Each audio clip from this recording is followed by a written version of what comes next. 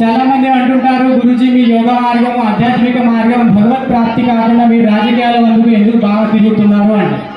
నేను వాళ్ళకి చెప్పేది ఒకే విషయం, ఈ రాజకీయాల మీదనే, ఈ రాజకీయ నాయకుల మీదనే మన గల్లీ, మన ఊరు, మన వాడ, మన ప్రతి రోడ్డు, ప్రతి అభివృద్ధి, ప్రతి పని రాజకీయ నాయకుల మీదనే ఆధారపడి ఉంటుంది. ఒక రాజకుడు మంచివాడైతే అభివృద్ధి వైపు తీసుకెళ్తాడు, అదే చెడ్డవాడైతే బొందలు కలుపుతాడు. అందుకే నా విన్నపం, నాకు ధర్మం ముఖ్యం, దేశం ముఖ్యం. ఈ ధర్మాన్ని, దేశాన్ని కాపాడే ఏకైక పార్టీ ఏదైనా ఉంది అంటే అది భారతీయ జనతా పార్టీ.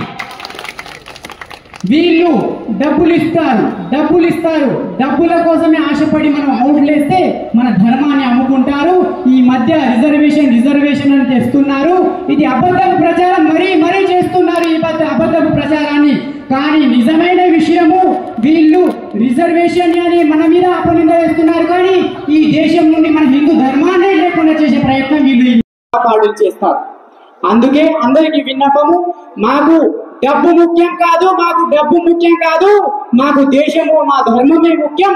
నా దేశం, నా ధర్మం బాగుంటే ఈ డబ్బు ఎంతైనా సంపాదించుకోగలను. భారత్ మాతాకి జై, వందే మాతరం.